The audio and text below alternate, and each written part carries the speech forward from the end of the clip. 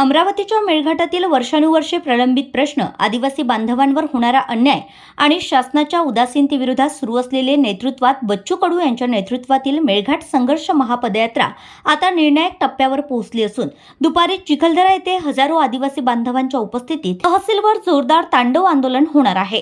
तर बच्चू कडू यांच्या आंदोलनाची सरकारने दखल घेतली आहे। दुपारी 3 वाजता राज्याचे मंत्री उदय सामंत बच्चू कडू यांच्या आंदोलनावर तोडगा काढण्यासाठी येणार आहेत।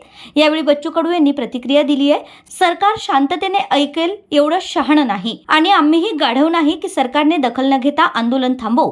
आतापर्यंत आम्ही भोलेनाथ होतो, पण जर सरकारने शांततेचा आवाज ऐकला नाही तर आता हर हर महादेव होऊ, असा इशारा त्यांनी दिलाय। मेळघाटच्या प्रश्नांसाठी लढा थांबणार नाही, गरज पडली तर हातात त्रिशूल घेऊन तहसील कार्यालयात घुसून तांडव नृत्य करू, असा इशारा बच्चू कडू यांनी दिला आहे। आम्ही आता शांततेचा मार्गाचा टप्पा संपलेला आहे। आता जर सरकारनं दखल जर घेतली नाही तर काही होऊ शकतं, म्हणजे त्याचा अंदाज लागू शकत नाही। आम्ही त्रिशूल घेऊनही चालणार आहोत। या सगळ्या संदर्भात अजूनही 4 वाजेपर्यंत सरकारला आमचं वेळ आहे। 4 नंतर आम्ही काही करू शकतो, कुठल्याही स्तरावर जाऊ शकतो। शासन स्तरावरच्या कर्जमाफीच्या संदर्भात रेग्युलर कर्जदार आहेत त्याचा विषय आहे। दुसरा पेरणी ते कापणीपर्यंतचा विषय आहे। खास करून मेळघाटमध्ये जर त्याची सुरुवात केली तर प्रचंड ताकद मेळघाटातल्या लोकांना तिथे भेटेल। त्यांचं आर्थिक उत्पन्न वाढण्याची ताकद त्या मागे आहे।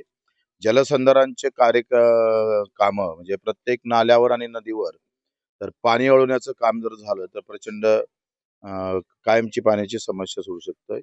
इथल्या शिक्षणाच्या संदर्भातले विषय आहे। चुरणीच्या ग्रामीण रुग्णालयाच्या संदर्भातला विषय आहे। त्याचं अपडेट म्हणजे शनिवर्धित करणं गरजेचं आहे। चुरणी तालुक्याचा विषय असणार। सगळ्या ज्या महत्वाच्या विषय घेऊन MRGS मध्ये काही बदल करणं गरजेचं आहे। सेमाडोला 3 बसेस ठेवून त्या आजूबाजूच्या गावाला कसं कव्हर करता येईल वाहतुकीसाठी, ह्या सगळ्या विषय घेऊन आणि रायगडच्या आंदोलनानंतर जे मुख्यमंत्र्यांना बैठक घेतली होती त्याच्यातले काही दिव्यांगाचे विषय आहे ते सगळे आज चर्चा आम्ही करणार आहोत। पालकमंत्री मला वाटते बावनकुळे ते इराणच्या युद्धात व्यस्त आहे, त्यांना इकडे वेळ भेटला नाही। मला असं वाटतं का एवढा निर्दयी माणूस मी अजूनही आयुष्यात पाहिला नाही। पालकमंत्री असताना साधा एखादा फोन, त्याची विचारपूस, त्यांना असं वाटतं इथला आदिवासी, इथला गवळी समाज, इथला भले समाज मेला तरी चालते, यांना आंदोलन करू द्या, यांच्यावर गुन्हे दाखल करा, अशी एकंदरीत भूमिका पालकमंत्र्याची दिसते। त्यांना एकंदरीत याच्यात राजकारण करायला पाहिजे नव्हतं। आम्ही पुऱ्या दौऱ्यामध्ये कधीही कोणत्याही राजकीय पक्षावर बोललो नाही किंवा सरकारवर बोललो नाही, परंतु ते आता बोलण्यास भाग पडत आहे। पालकमंत्र्याला वेळ भेटू नये एवढी राजकारण करण्यात, इथे पिण्याचं पाणी भेटत नाही।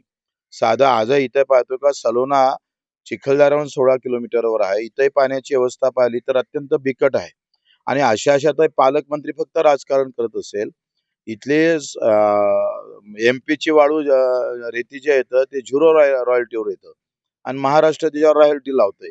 मग तुम्हाला चंद्रपूरची रेती इथं आणायची आहे का? पालकमंत्र्याला वेळ भेटू नये याचंच नवल वाटतं। त्यांना असं वाटतं का मेळघाटवाले मेले का जिवंत राहिले का?